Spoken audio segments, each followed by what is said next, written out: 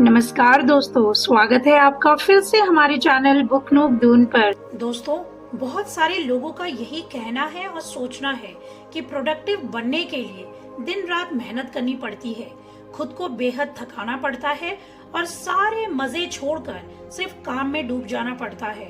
लेकिन आज आप सीखेंगे कि असली प्रोडक्टिविटी थकाने से नहीं, अच्छा महसूस करने से ही शुरू होती है। हम अक्सर खुद से लड़ते हैं, मुझे ये काम करना पड़ेगा, नहीं किया तो पीछे रह जाऊंगा, हर हाल में पूरा करना ही पड़ेगा और इसी दबाव में हमारा मन अक्सर थक जाता है, काम आगे नहीं बढ़ पाता।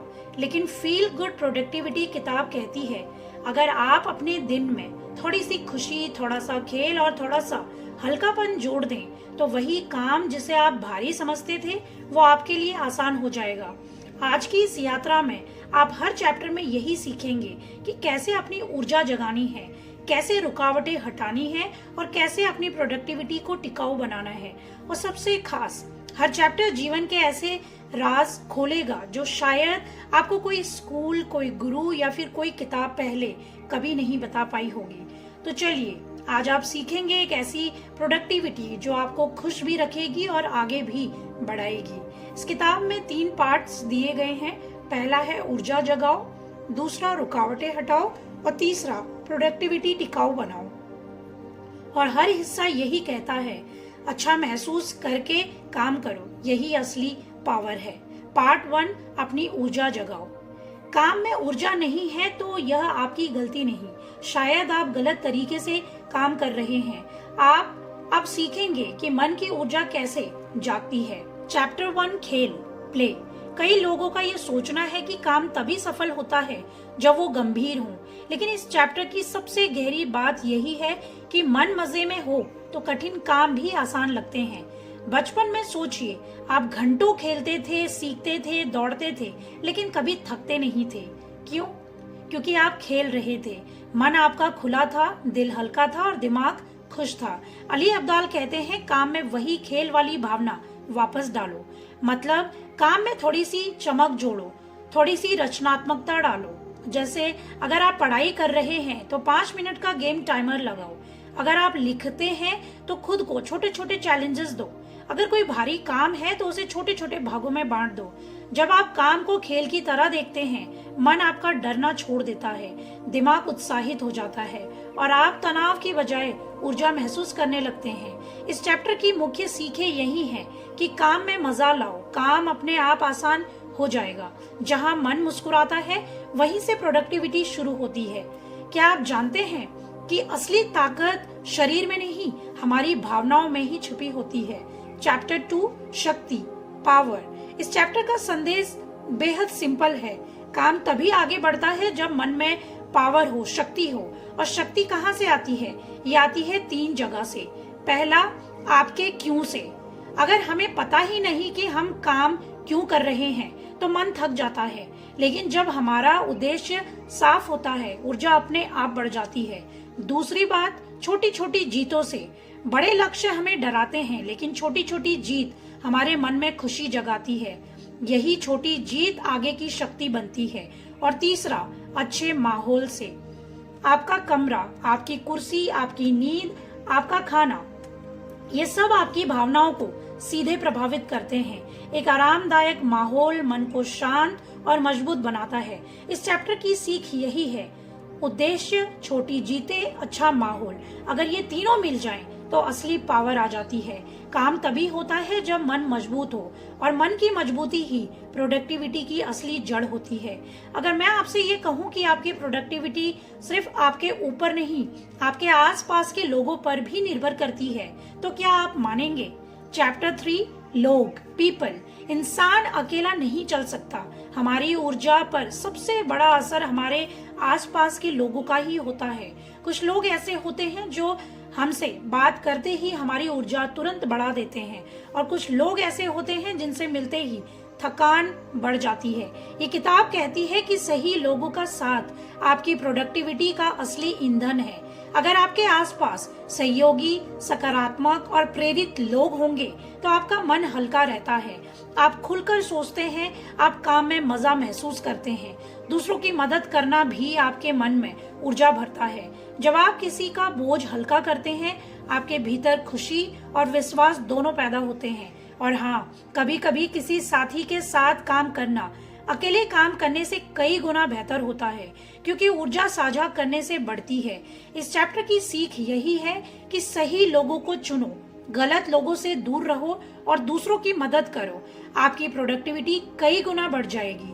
पार्ट 2, अनब्लॉक, यानी कि रुकावटों को हटाएं। जहां रास्ता रुकता है वहीं असली यात्रा शुरू होती है। कभी कभी हम चलते रहते हैं, पर अचानक एक दिन ऐसा आता है मानो जिंदगी की सड़क सामने से गायब हो गई हो। कुछ लोग इसे किस्मत मान लेते हैं, कुछ लोग रुक जाते हैं, लेकिन कुछ लोग वही इस किताब के असली नायक होते हैं। पार्ट 1 ने आपको ऊर्जा दी थी, अब पार्ट 2 आपको सिखाएगा कैसे जिंदगी की रुकावटें हटानी है। चाहे कंफ्यूजन हो, डर हो या स्टार्टिंग का स्ट्रगल हो, ये हिस्सा आपकी पूरी मंजिल बदल सकता है। तो चलिए इस अंधेरे में पहली रोशनी जलाते हैं। चैप्टर 4, सीक क्लैरिटी, साफ साफ देखना सीखें। जिंदगी में सबसे बड़ी परेशानी ये नहीं होती कि हम मेहनत नहीं कर रहे, बल्कि ये होती है कि हम गलत दिशा में मेहनत कर रहे होते हैं। इस चैप्टर की शुरुआत एक ऐसे इंसान से होती है जो रोज काम करता था, रोज व्यस्त रहता था, लेकिन रात को बिस्तर पर जाते ही दिमाग में एक ही सवाल गूंजता, मैं आखिर क्या कर रहा हूँ। फिर उसने एक दिन सब रोक दिया, कंपनी का काम, लैपटॉप, फोन सब बंद। वो खिड़की के पास बैठा और खुद से 3 सरल सवाल पूछे। पहला, मैं वास्तव में क्या चाहता हूँ? दूसरा, मैं अभी किस रास्ते पर चल रहा हूँ? और तीसरा, क्या दोनों मिलते हैं? बस यही 3 सवाल उसकी जिंदगी का मोड़ बने। क्लैरिटी फैंसी शब्द नहीं है, ये वो आईना है जिसमें आप खुद को सच में देखते हैं। जब अंदर धुंध हो तो बाहरी दुनिया कितनी भी सुंदर क्यों ना हो, सब धुंधला लगेगा। क्लैरिटी आपको तेज नहीं बनाती, पर सही दिशा जरूर देती है, और दुनिया में सही दिशा से बड़ी कोई ताकत नहीं। इस चैप्टर का सार यही है, कभी कभी आगे बढ़ने से पहले रुककर सोचना जरूरी होता है। क्लैरिटी मिल गई, अब क्या? अब डर सामने खड़ा है। चैप्टर 5, फाइंड करेज, हिम्मत को जगाइए। जब रास्ता दिखने लगता है तभी सबसे बड़ा दुश्मन सामने आता है, और वो है डर। डर कई रूप में आता है। लोग क्या कहेंगे? अगर असफल हो गया तो? अगर मजाक बन गया तो? अगर सब गलत हो गया तो? इस चैप्टर में ऑथर बताते हैं कि डर को खत्म नहीं किया जा सकता, लेकिन उसकी दिशा बदली जा सकती है। एक छोटी कहानी आती है। एक आदमी 3 साल से अपनी किताब लिखना चाहता था, पर शुरू नहीं कर पा रहा था। क्यों? क्योंकि वो परफेक्ट शुरुआत चाहता था। एक दिन उसके दोस्त ने उससे पूछा, ये किताब तुम डर के कारण नहीं लिख रहे या परफेक्शन के पीछे छिपे डर के कारण? सवाल सीधा था, लेकिन जवाब उसकी पूरी जिंदगी बदल गया। करेज का मतलब ताकत नहीं, करेज का मतलब है डर सहते हुए कदम उठाना। जब उसने अपने डर को स्वीकार किया, वही डर उसकी ताकत बन गया। उसने छोटे छोटे कदम उठाए, एक पन्ना, फिर दूसरा, फिर एक चैप्टर, और देखते ही देखते किताब पूरी हो गई। इस किताब का संदेश क्लियर है, डर से लड़ो मत, डर का हाथ पकड़कर आगे बढ़ो। अब रास्ता साफ है, हिम्मत भी आ गई, तो फिर शुरुआत क्यों नहीं होती? चैप्टर 6, गेट स्टार्टेड, शुरुआत करना ही जीत है। हर सफलता की जड़ बहुत छोटे कदम में होती है, पर हम क्या करते हैं? बड़ी प्लानिंग, बड़ी उम्मीदें और बड़ी तैयारियां, और फिर उसी बोझ के नीचे हम दब जाते हैं। इस चैप्टर में कहानी उस व्यक्ति की आती है जो एक नया प्रोजेक्ट शुरू करना चाहता था। वो रोज नोटबुक में लिखता, कल शुरू करूंगा, और वो कल कभी नहीं आया। फिर उसने एक नया नियम अपनाया, 2 मिनट का रूल। कोई भी काम कितना भी बड़ा हो, बस 2 मिनट करो।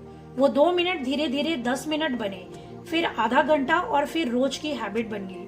उसने ये समझा कि मोटिवेशन इंतजार करने से नहीं आता, काम करने से ही आता है। जब आप पहला कदम उठाते हैं तो दुनिया आपकी मदद करने लगती है, पर पहला कदम आप ही को उठाना होता है। इस चैप्टर का पार्ट 3, सस्टेन, आपको लंबे समय तक मजबूत बनाए रखने की कला। तेज दौड़ना आसान है, पर लगातार दौड़ते रहना ही असली कला है। जिंदगी में जीत हमेशा तेज दौड़ने वालों की नहीं होती, जीत उन लोगों की होती है जो अपनी रफ्तार को संभाल कर, अपनी ऊर्जा को बचाकर धीरे धीरे लगातार चलते रहते हैं। पार्ट 1 ने आपको ऊर्जा दी, पार्ट 2 ने आपकी रुकावटें हटाई, लेकिन पार्ट 3 आपको उस जगह ले जाता है जहां लोग अक्सर हार मान लेते हैं, लंबे समय तक टिके रहना।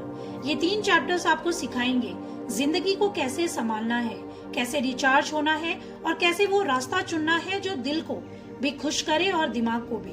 तो चलिए आप दिल को थोड़ा धीमा करते हैं और इस शांत यात्रा की शुरुआत करते हैं। चैप्टर 7, कंजर्व, अपनी ऊर्जा बचाइए। अक्सर लोग ये सोचते हैं कि प्रोडक्टिविटी का मतलब है ज्यादा काम, ज्यादा मेहनत, ज्यादा दौड़, पर ये चैप्टर हमें बताता है कि सबसे समझदार वही होता है जो अपनी ऊर्जा को सही डायरेक्शन में खर्च करता है। इस चैप्टर में कहानी है एक ऐसे आदमी की जो हर दिन 10 से 12 घंटे काम करता था, पर फिर भी नतीजे कमजोर थे।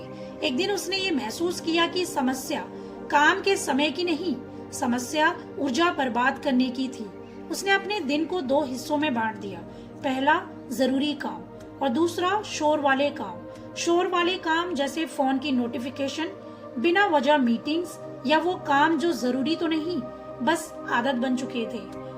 उसने इन्हें धीरे धीरे हटाना शुरू किया और कुछ ही दिनों में उसे ये लगा कि दिन बड़ा हो गया है और दिमाग काफी हल्का।